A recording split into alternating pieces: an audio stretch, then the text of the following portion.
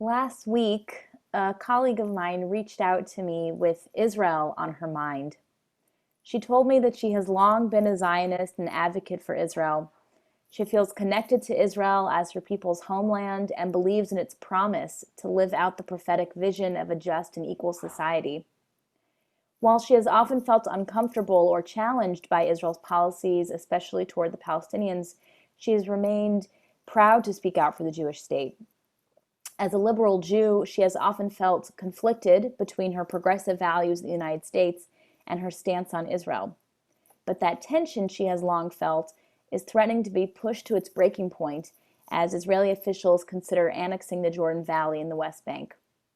I feel like a bad Jew, she told me, for rethinking her Israel activism. There are many sides to this issue.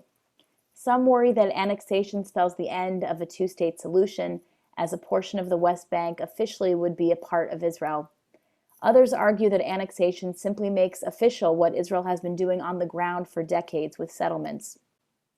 Activists like Peter Beinart are calling for integration and equality in a binational state, rather than trying to separate people and land in a two-state solution.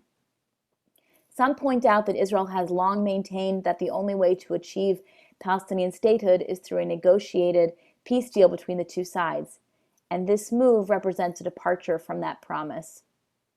Still, others argue that Israel has long not had a partner for peace and cannot allow Palestinian intransigence to determine Israel's future. Hence, unilateral action is necessary. In any case, the prospect of annexation worries many of us. Will this move harm Israel's chances for peace with her neighbors?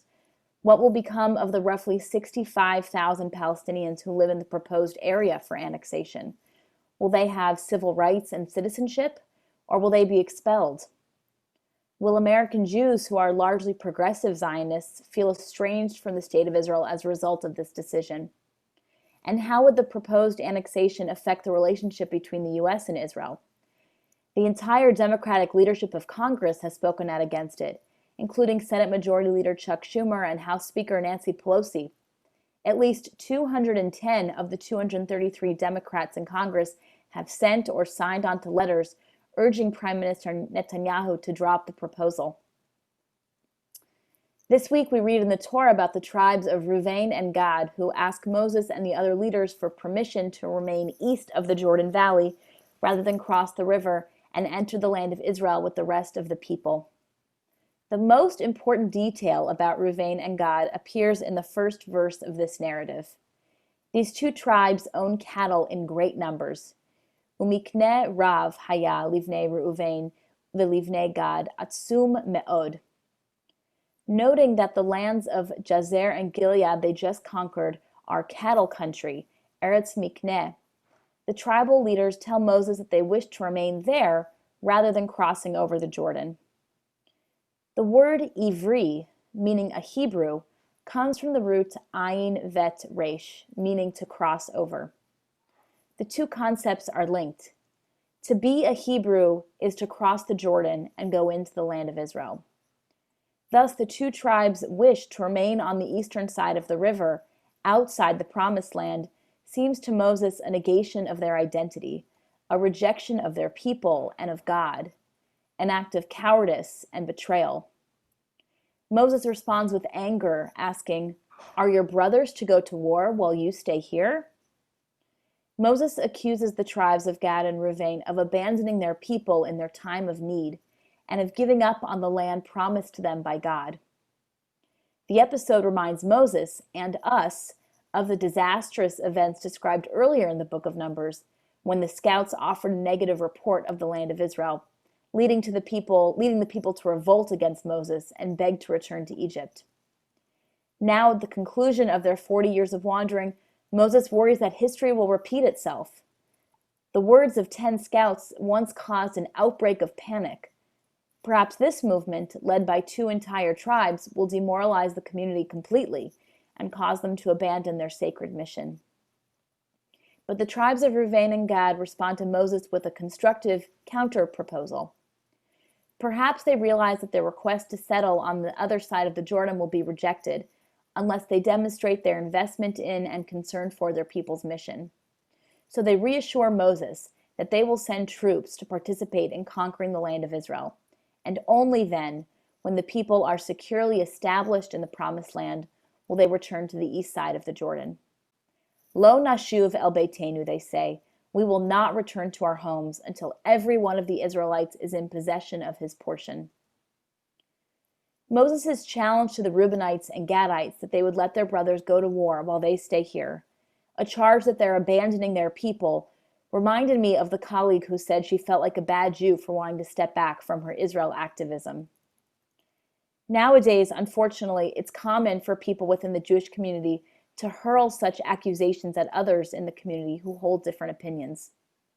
But let's take a closer look at our story in this week's Parsha. It's easy to see the Reubenites and Gadites as materialistic or self-serving. The text paints them as caring first and foremost about their cattle, their material possessions, their own prosperity and comfort. But the Sfat Emet, a 19th century Hasidic master, cites Rav Simcha Bunim in a surprising reinterpretation of the scene. Rav Bunim teaches that the phrase mikne rav, which retranslated as cattle in great numbers, could be translated alternately as an acquisition or a holding of their rav, their master or their teacher. In other words, these two tribes were so dedicated to their teacher Moses that they refused to part with him. That's why they asked to stay on the other side of the Jordan. They know that Moses, their devoted leader, will not enter the promised land, and they cannot bear to leave him behind. Rav Bunim finds a way to view these two tribes positively, seeing good intentions behind their wish to stay outside the land. We too might start by accepting the possibility that those in our community who disagree with us do so out of good intentions. Even if we see the situation differently, we all hope for a peaceful and just solution to the Israeli-Palestinian conflict. We might also accept the idea that sometimes we will need to be Reubenites and Gadites, standing apart from the direction taken by our brothers and sisters in the land of Israel. We can love and support Israel without endorsing every decision made by the government. Liberal Zionists who cannot defend every Israeli policy decision are not bad Jews, nor are we abandoning our brothers and sisters when they need us. What does it mean, after all, to be a Zionist here in the diaspora? For me, it means believing passionately in the idea of a Jewish state, showing care and concern for Israel and her people, and holding fast to the Zionist dream. Our Mikneh Rav, our great devotion, is not to any particular leader, but rather to our highest ideals and hopes for the state of Israel. A true Zionist cannot abandon those ideals even as we recognize the difficulty of achieving them in any nation state, especially one forced to contend with all the difficulties Israel faces. I believe Israel can be a home for the entirety of the Jewish people, offer equal rights to its minorities, and someday achieve a just and lasting peace that honors the dignity of the Palestinian people. In my mind, there's no inherent contradiction between love and criticism of Israel. To offer criticism grounded in love of Israel and devotion to its ideals is an authentic expression of Zionism. It has a long and honorable history in the Zionist movement. At certain times, such critique may even be the greatest and most authentic expression of Zionism. Here in the U.S., we would say the same thing about what it means to be a patriot who deeply loves our country. We believe so strongly in the importance of equality and democracy that we cannot stand for American leaders' attempts to abandon these principles. Like the Reubenites and Gadites, I make my home outside Israel. But like them, abandoning our people and the land of Israel is not an option for me. I'll remain engaged. I will visit and participate in the extraordinary adventure that is Israel. I will be an advocate in any way I can, and I will not let go of my hopes and ideals. If you, like me, though, are gravely concerned about the idea of annexation, it's important to remember that there are many Israelis who agree with us.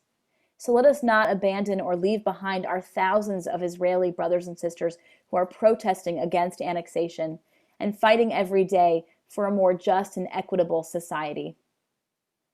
Liberal Zionists are in a painful position today. I feel that pain acutely. It's a difficult position to occupy, committed to progressive ideals mindful of the Palestinians and their legitimate claim to statehood, equally mindful of the Jewish people's compelling need for autonomy and safety that can only be achieved in a Jewish state. It has rarely, if ever, been easy to be a Zionist of any stripe. But Zionism, above all, is grounded in hope. So we have to plant ourselves firmly on the ground, and we can't give up. Just as the Reubenites and Gadites could not cross over the Jordan, leaving Moses behind, I don't believe we can cross over into despair and leave behind our hopes for peace and a two-state solution. May we find strength and perseverance and room in our hearts to continue loving Israel and speaking out in protest when we need to. If we do, we'll find ourselves in the highest tradition of Israeli Zionism. I'll leave you with the words to Ein li eretz acheret, I have no other land, a love song and song of protest. It was written by the Israeli songwriter Ehud Manor in 1982, when a right-wing Israeli government was waging a controversial war in Lebanon, but it speaks powerfully to our own time. I have no other country, even if my land is burning. Just a word of Hebrew pierces my veins, penetrates my soul. With a body that hurts, with a heart that is hungry, here is my home. I will not be silent when my country has changed her face. I will not give in to her. I will remind her, and I will sing her here in her ears until she has opened her eyes. I have no other country until she renews her glorious days, until she has opened her eyes. Shabbat Shalom.